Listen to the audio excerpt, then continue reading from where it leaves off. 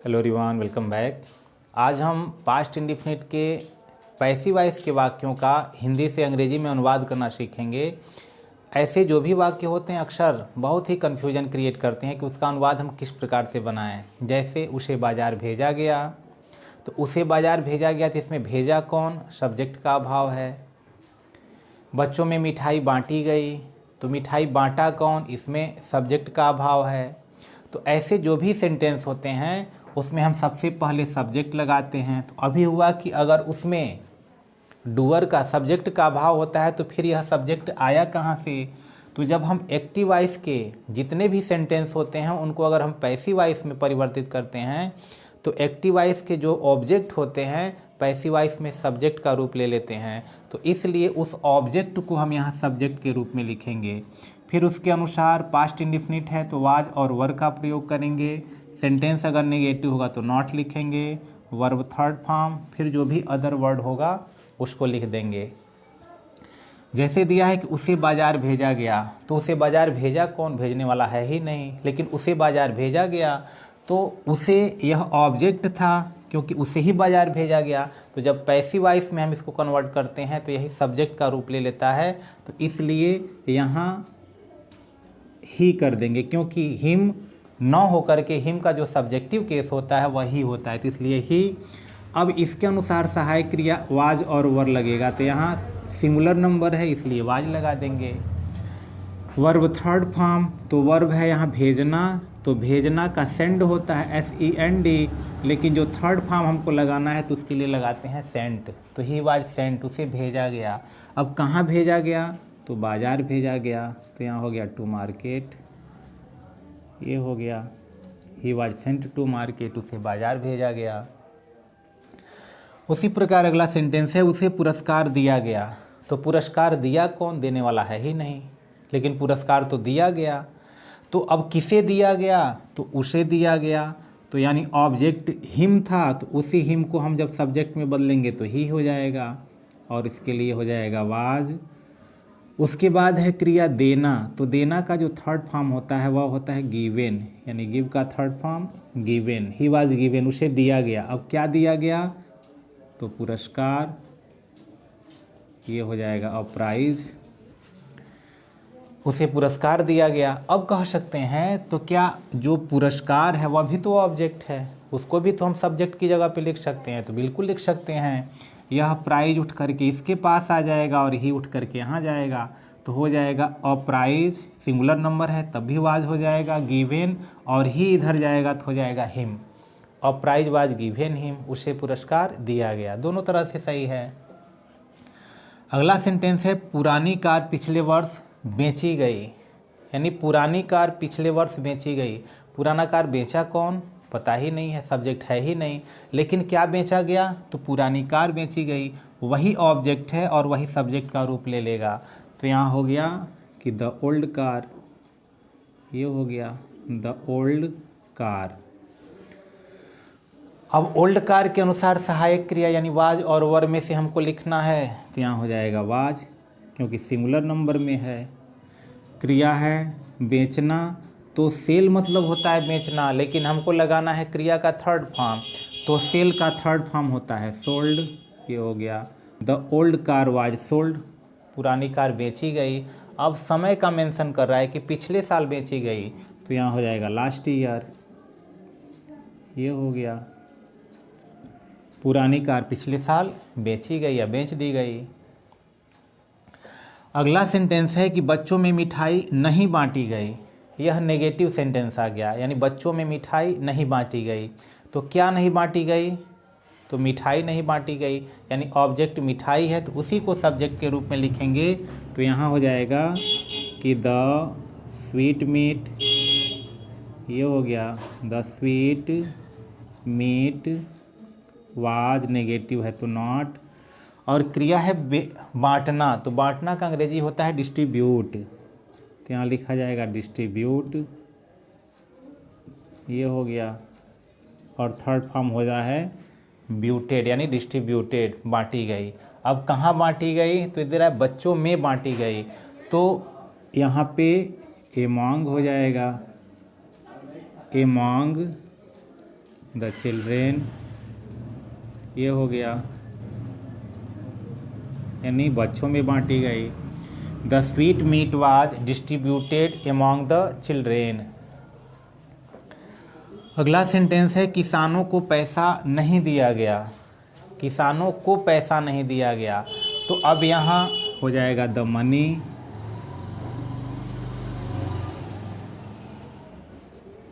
अब money singular number में प्रयोग किया जाता है इसलिए वाज हो जाएगा, तो मनी वाज नेगेटिव है तो नॉट, यहाँ हो जाएगा गिवन। अब किसे नहीं दिया गया, तो किसानों को, तो टू फार्मर्स, ये हो गया। Money was not given to farmers या टू दी फार्मर्स। अगला सेंटेंस है क्या नया कार खरीदा गया, यानी इंट्रोगेटिव सेंटेंस है, तो इंटेरोगेटिव में जो सहायक क्रिया होगा वह पहले आ जाएगा यदि, जिसका आंसर हम हाँ या ना में दे सकते हैं। जैसे दिया है क्या नया कार खरीदा गया, तो इसका जवाब हाँ या ना होगा। तो ऐसे सेंटेंस जो क्या से शुरू होते हैं हिंदी वाले वाक्य में और जिसका जवाब हम हाँ या ना में देते हैं, तो सबसे पहले हम उसको सहायक क्रिया से शुरू करते हैं। तो क्या नया कार खरीदा गया, तो सब्जेक्ट के रूप में हम नया कार का प्रयोग करेंगे क्योंकि यही ऑब्जेक्ट है, यही खरीदा गया है। तो नया कार सिंगुलर नंबर में है इसलिए सहायक क्रिया के रूप में यहाँ पे वाज का प्रयोग करेंगे, वाज। अब यहाँ हो जाएगा अ न्यू कार, ये हो गया वाज अ न्यू कार। उसके बाद है खरीदना, तो बाई, लेकिन हमको लगाना है थर्ड फॉर्म, तो ये हो जाएगा बाट और क्वेश्चन मार्क। यानी क्या नया कार खरीदा गया, तो was a new car bought और क्वेश्चन मार्क। उसी प्रकार दिया है कि क्या कल कहानी सुनाई गई। अब कहानी कौन सुनाया, ऐसा है ही नहीं, लेकिन कहानी सुनाई गई, तो यही यानी क्या सुनाया गया, तो कहानी यही ऑब्जेक्ट है। तो अब यहाँ पर स्टोरी, तो स्टोरी सिंगुलर नंबर, तो इसी के अनुसार सहायक क्रिया यहाँ पे वाज लग जाएगा, वाज। अब अ स्टोरी लगा देते हैं, वाज अ स्टोरी। अब क्रिया है सुनाना, तो सुनाना का अंग्रेजी टेल, तो टेल का जो थर्ड फॉर्म होता है वह होता है टोल्ड, ये हो गया टोल्ड। यानी वाज अ स्टोरी टोल्ड, क्या कहानी सुनाई गई। अब कब सुनाई गई, तो यहाँ समय दिया है कल, तो बीते हुए समय, तो यहाँ हो जाएगा यस्टरडे और अंत में क्वेश्चन मार्क लगा देंगे। Was a story told yesterday, कि क्या कल कहानी सुनाई गई। उसी प्रकार अगला सेंटेंस है उसे क्यों डांटा गया। अब यहाँ क्वेश्चन वर्ड आ गया, उसे क्यों डांटा गया, रीजन पूछा जा रहा है। तो रीजन जब पूछा जाएगा, यानी किसी भी क्वेश्चन वर्ड से अगर क्वेश्चन वर्ड अगर वाक्य में आते हैं, तो हमेशा जो अंग्रेजी का सेंटेंस होता है सबसे पहले क्वेश्चन वर्ड, उसके बाद यह सहायक क्रिया, फिर सब्जेक्ट। यानी सबसे पहले क्वेश्चन वर्ड, उसके बाद हेल्पिंग वर्ब, उसके बाद जो भी सब्जेक्ट होते हैं लगते हैं। तो अब यहाँ क्यों की अंग्रेजी लिखेंगे वाई। अब उसे है, तो उसे मतलब ही, क्योंकि हिम तो लगाएंगे नहीं, हिम को ही हम सब्जेक्ट में कन्वर्ट करेंगे, तो ये हो गया ही। तो अब यहाँ ही सिंगुलर नंबर है इसलिए इसके अनुसार सहायक क्रिया यहाँ वाज लग जाएगा, तो वाई वाज ही। नेगेटिव है नहीं इसलिए तुरंत वर्ब थर्ड फॉर्म लग जाएगा, तो डांटना, तो डांटना का अंग्रेजी स्कोल्ड, थर्ड फॉर्म स्कोल्डेड। तो वाई वाज ही स्कोल्डेड, उसे क्यों डांटा गया। उसी प्रकार अगला सेंटेंस है कि चोर को कहाँ भेजा गया। तो चोर को भेजा किसने, फिर नहीं है, लेकिन भेजा गया है चोर को। तो अब यहाँ प्रश्न पूछने वाला शब्द है कहाँ, तो यहाँ हो गया वेयर, यानी कहाँ। अब चोर, तो चोर को अगर लिखते हैं तो ये हो जाएगा द थीफ। अब इसी के अनुसार हमको सहायक क्रिया प्रयोग करना है, तो थीफ यहाँ सिंगुलर नंबर में है इसलिए उसके अनुसार वाज का प्रयोग कर देंगे, वेयर वाज द थीफ।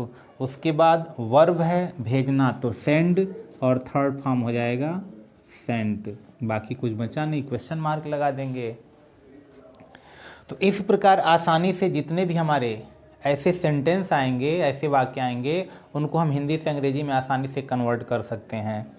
एक और देखते हैं, कल किसको दंडित किया गया, यानी कल किसको दंडित किया गया, तो किसको की अंग्रेजी हो जाएगी होम, क्योंकि हु का ऑब्जेक्टिव केस हुम होता है, लेकिन उसी हुम को जब हम पैसिव वॉइस में कन्वर्ट करेंगे तो हुम का जो सब्जेक्टिव केस होता है वह हु हो जाता है, इसलिए यहाँ लिखा जाएगा हु। ये हो गया हु। अब उसके बाद इसके तुरंत बाद हमको सहायक क्रिया का प्रयोग करना है। तो अब हु सिंगुलर नंबर में है, यानी क्योंकि कल किसको दंडित किया गया, तो ये हो गया हु। अब इसके बाद तुरंत हम वाज लगाएंगे। अब कहेंगे इसके बाद सब्जेक्ट लगेगा, तो चूंकि यही सब्जेक्ट का काम कर रहा है, क्योंकि हु सब्जेक्टिव केस होता है, यही सब्जेक्ट का काम करेगा, तो सहायक क्रिया के रूप में, यानी इस रूल से इसको लगाना है। अब हमको अगर नेगेटिव होगा तो नॉट, अन्यथा तुरंत वर्ब थर्ड फॉर्म लग जाएगा। तो कल किसको दंडित किया गया, तो हु वाज। अब यहाँ हो जाएगा दंडित करना का पनिश, और ईड जोड़ देंगे, हु वाज पनिश्ड। और उसके बाद दिया है कल, तो यहाँ लिखेंगे एस्टरडे, और क्वेश्चन मार्क लगा देंगे। हु वाज पनिश्ड एस्टरडे, कि कल किसको दंडित किया गया। लास्ट वाला सेंटेंस है कि पुस्तक क्यों फाड़ी गई, यानी पुस्तक क्यों फाड़ी गई। तो इस सेंटेंस का आप अनुवाद करके निश्चित रूप से कमेंट बॉक्स में डालेंगे। वीडियो कैसा लगा इसको ज़रूर कमेंट करेंगे। तो फिर मिलते हैं किसी अन्य वीडियो में, तब तक के लिए गुड बाय।